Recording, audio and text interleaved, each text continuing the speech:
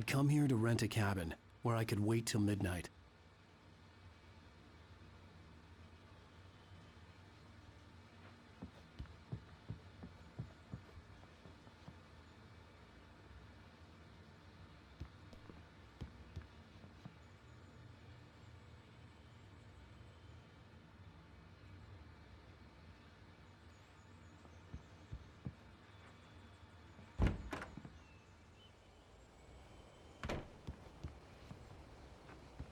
Easy there, boy. I'm almost done. Hey, Rusty, right? You rent cabins. Oh, Mr. Wake. I'd shake your hand, but mine are kind of full here. Actually, I'm sorry about this. Would you mind grabbing the registration form from the desk? It's just across from Bucktooth Charlie. Okay, sure. What happened? Crazy poachers. Max here got his foot caught in a trap. They're illegal to use here. Hell, you're not supposed to hunt within the park at all. But that doesn't stop some lowlifes. Well, at least Max is gonna be okay. He got lucky. Max is still groggy from the shot I gave him, and I'd rather not leave him alone just yet. The form's on the desk across from the man's Seriously, skeleton. Al, you can't just go and meet a kidnapper. Those situations always end up in disaster. You gotta talk to the cops. She's my wife, and it's my call. Can we talk about this later? No, this whole thing is... Listen, you hit your head. I mean, geez, Al, come on. You gotta understand how crazy all this sounds. If you're trying to pull a joke on me, freak me out, it's working. Ha ha, let's have a laugh on Barry. Well, you had me going there real funny, Al. You can quit it now.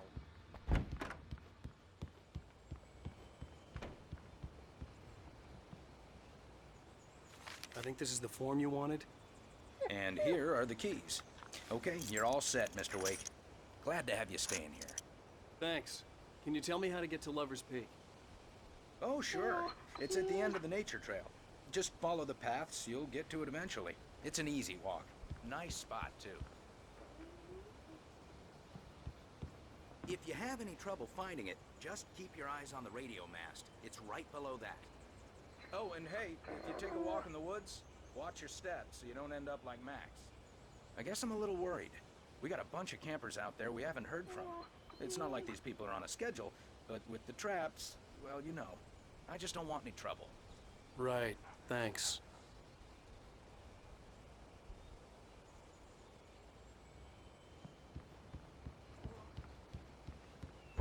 Look, Al, you're asking me to believe that you shot a dude who went poof into thin air, a guy who was bulletproof until you pointed a flashlight at him.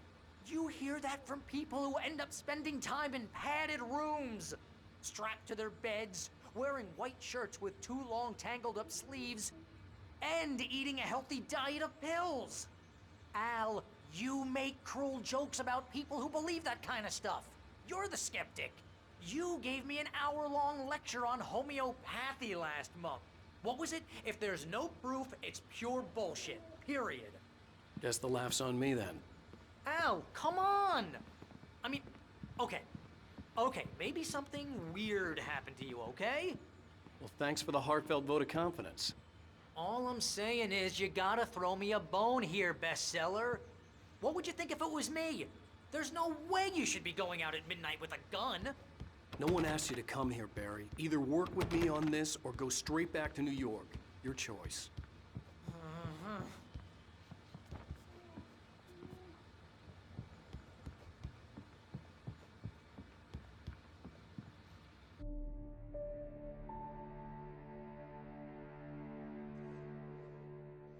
That's just crazy talk, Al. Al? Al? We should go to the sheriff or call the FBI. Damn it, Barry, they'll kill her! This is not a goddamn debate, Barry. I'm going to Lover's Peak. He said to come alone. Okay then. I understand. But you're my best friend and I'm worried that you're not right in the head. Tell me what to do to help and I'll do it. You stay here, and if I'm not back by morning, call the cavalry.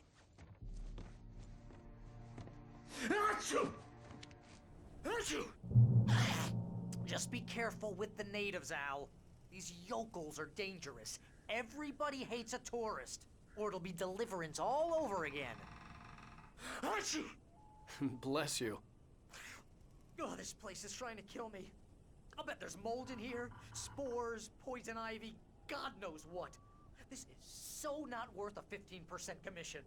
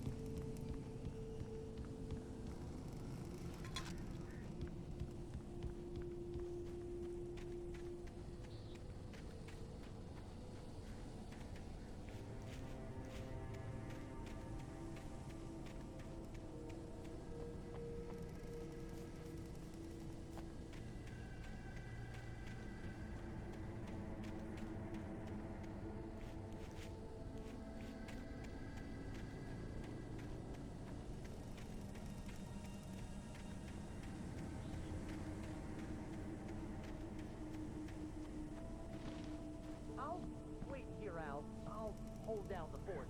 I'll be with you in spirit every step of the way, Al. Walk through the door now.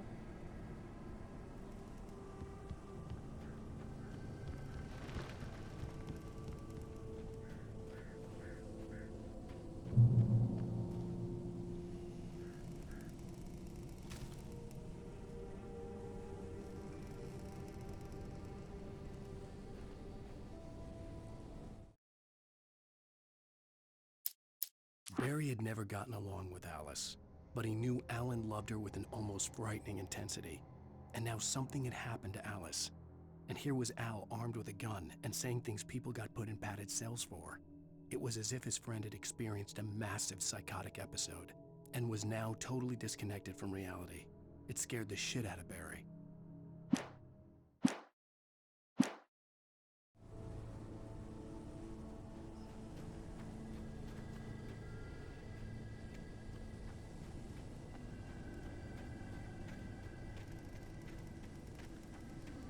I knew I should have gone to the cops. This wasn't the smartest thing I'd ever done, but I was still angry with Barry for trying to talk me out of it. These people had called me right in the sheriff's station. The cops wouldn't scare them. And they had Alice. Barry had the keys to the car he rented. It wasn't a long walk to the visitor center, and it wouldn't be any use to me in the forest.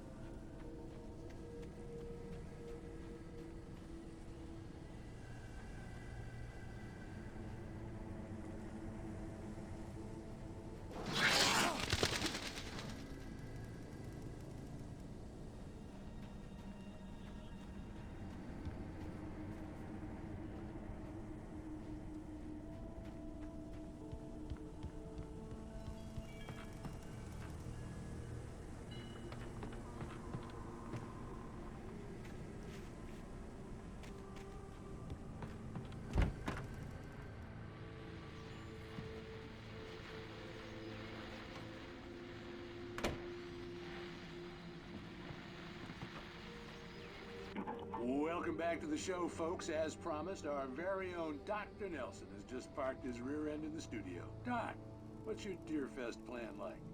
My plan? You make it sound a lot more organized than I ever seem to manage.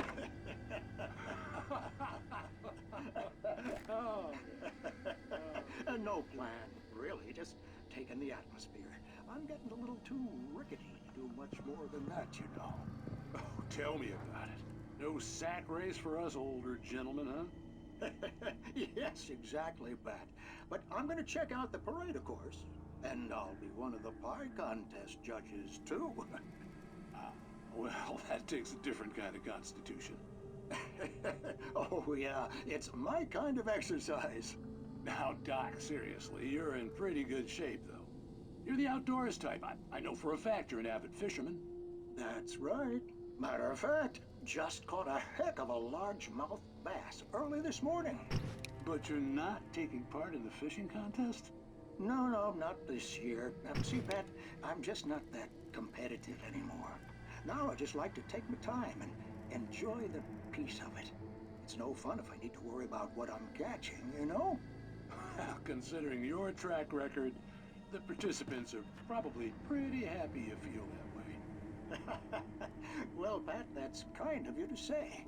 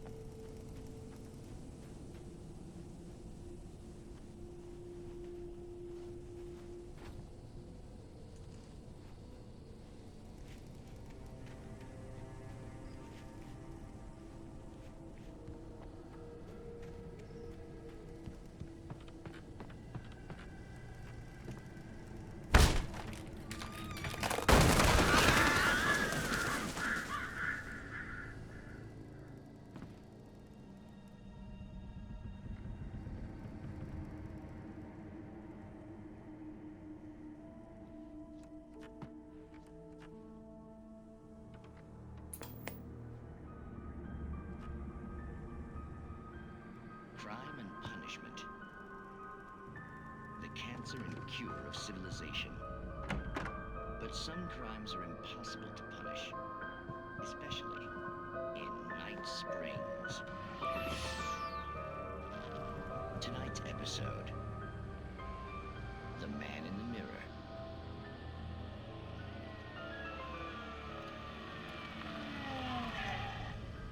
He's inside, Agent. He's a weird one. So, you're confessing to killing that guy, huh? Why? Had it coming? Yeah, but why would you do that?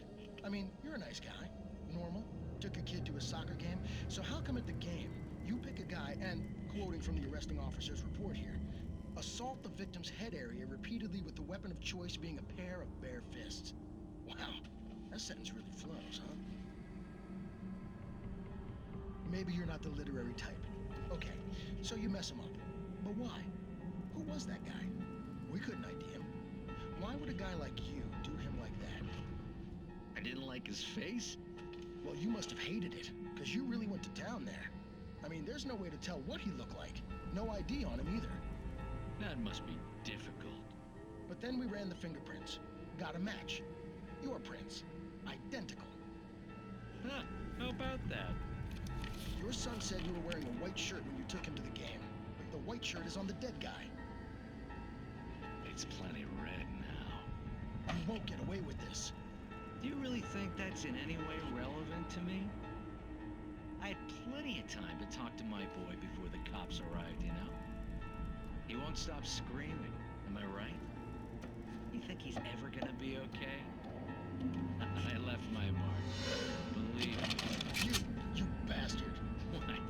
You gonna shoot me? What's the point? I'm going to prison. You got me. I don't understand any of this. And you never will. Don't worry. Maybe you'll see me again, Agent. Maybe in the mirror.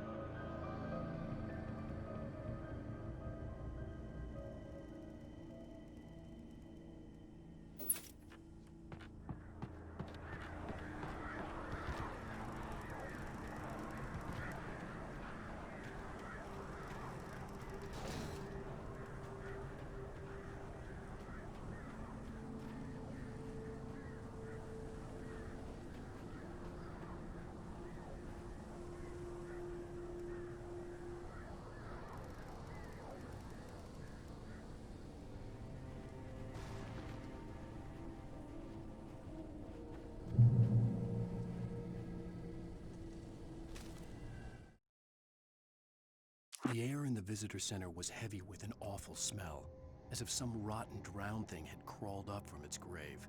Rusty kept coughing blood. My eyes were drawn to the twisted shape of his broken leg.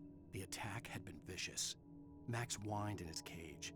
Rusty's eyes were wild with fear and terror. He gasped. "Mr. Wake, it happened just the way it was on that page."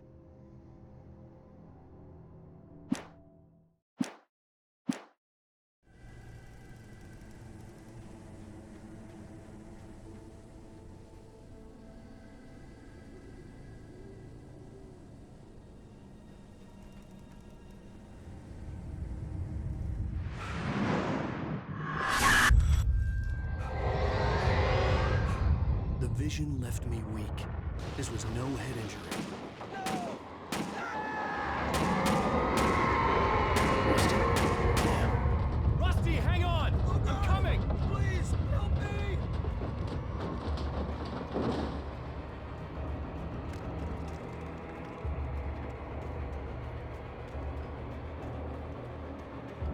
Anybody? Help me! Help me!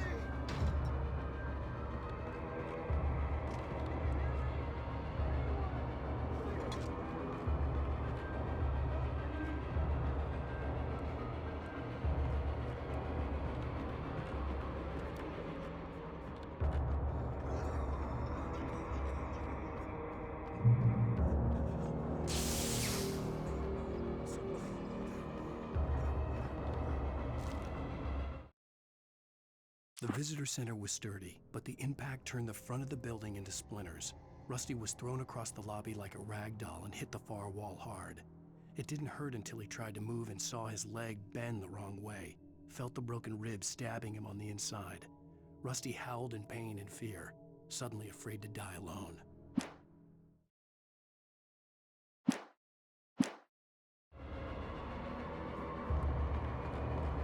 The ranger's office was locked. I'd need a key to get in.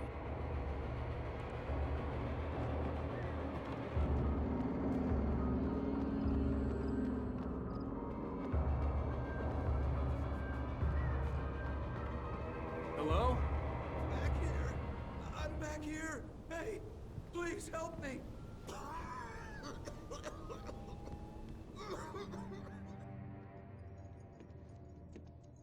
Mr. Wake? Oh, hell. It happened just the way it was on that page. I found. Came true. It knew. So dark. It'll come back for me. You must. The lights. In the office.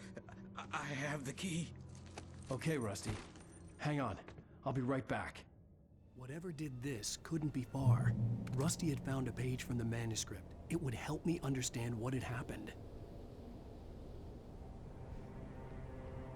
Shh, good boy.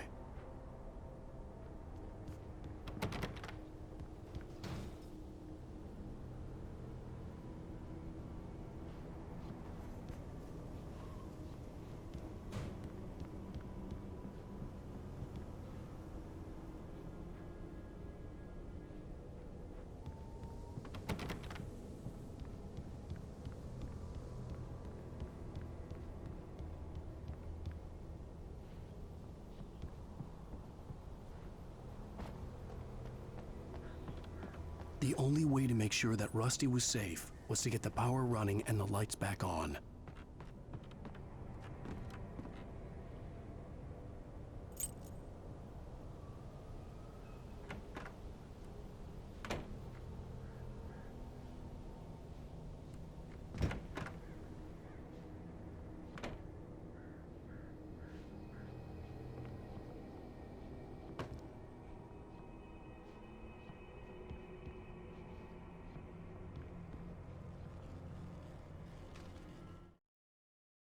At the last instant, I changed direction and threw myself down. The axe splintered the trunk of a tree. I stumbled into the pool of bright light. My lungs burned. I was too exhausted to move. I tensed as I waited for the killing blow, but it never came. I raised my head. Nothing moved in the darkness beyond. For the moment, bathed in the cold light, I was safe.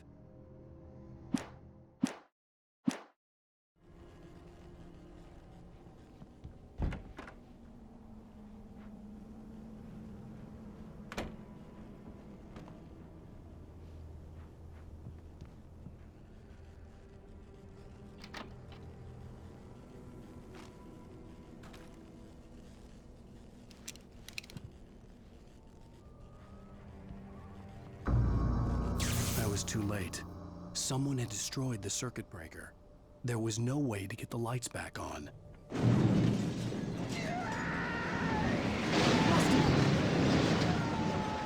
Rusty!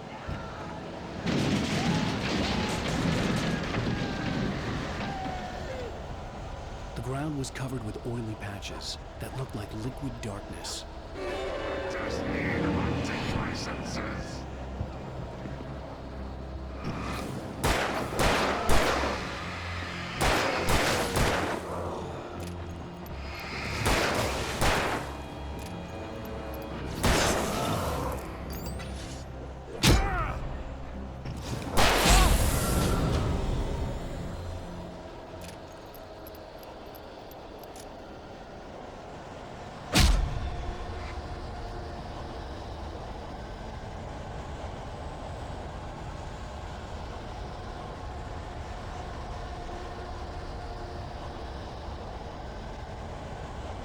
Something had torn a mammoth-sized hole on the wall.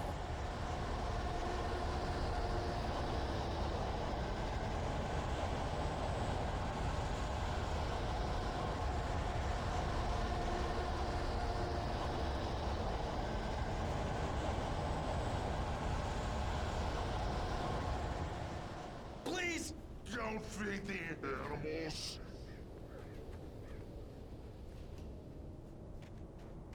Fishing! Is only permitted. Those prisoners! The purchase of part. License! Obey! Ranger's instructions. At all times! No! Never! Two bears and wolves! Never approach any other Wildlife closer than 25 yards. pets must be leashed. At all times.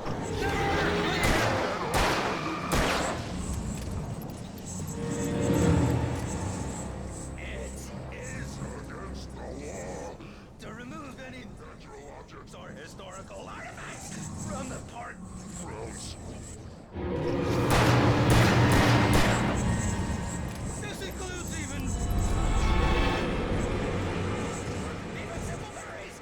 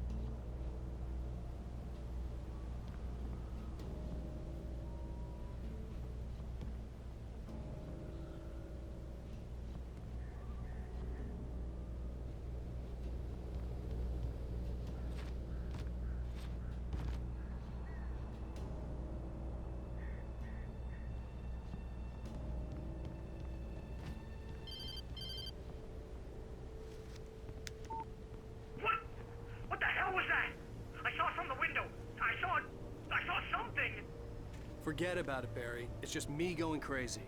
Oh, jeez. Oh, jeez. You're not crazy. I wish you were crazy, but you're not crazy. Al, be careful. Stay in the cabin. Don't open the door for anyone. I mean it.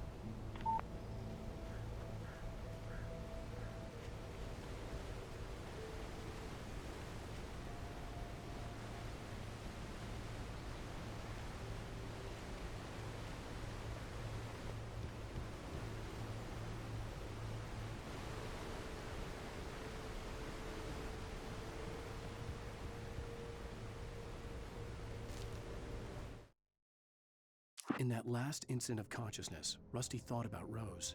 He was older than she was. Rose was barely out of her teens, but she made him feel young and forget what a train wreck his long-dead marriage had been. He still wore the ring. He'd been waiting for her to tell him to take it off. Now she never would.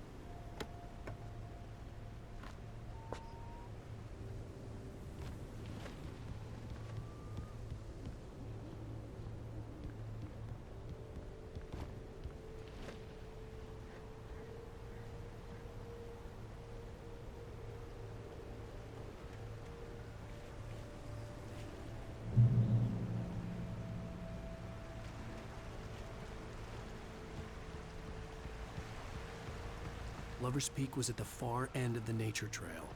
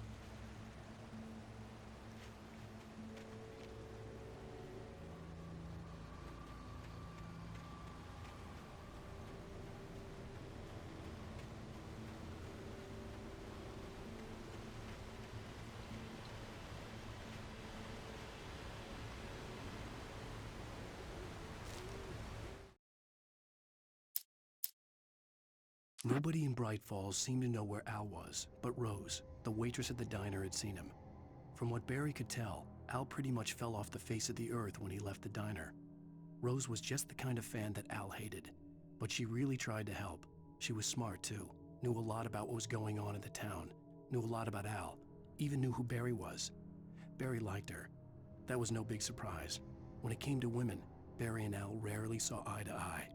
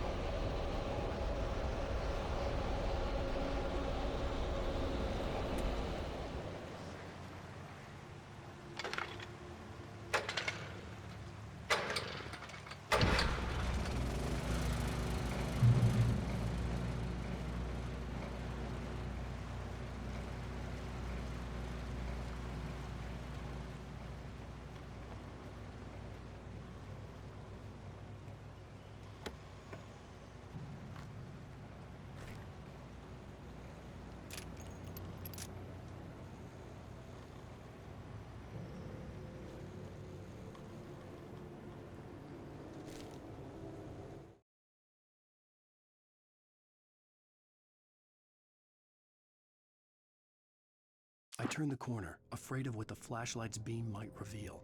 Suddenly, a roughly painted symbol of a torch glowed in the light. Behind it, hidden by a rock, sat a battered metal trunk. It was here for a reason, packed with supplies, batteries, flares, ammo, things you need to make it through the darkness of the night. Something left behind by someone who knew what I knew, and more.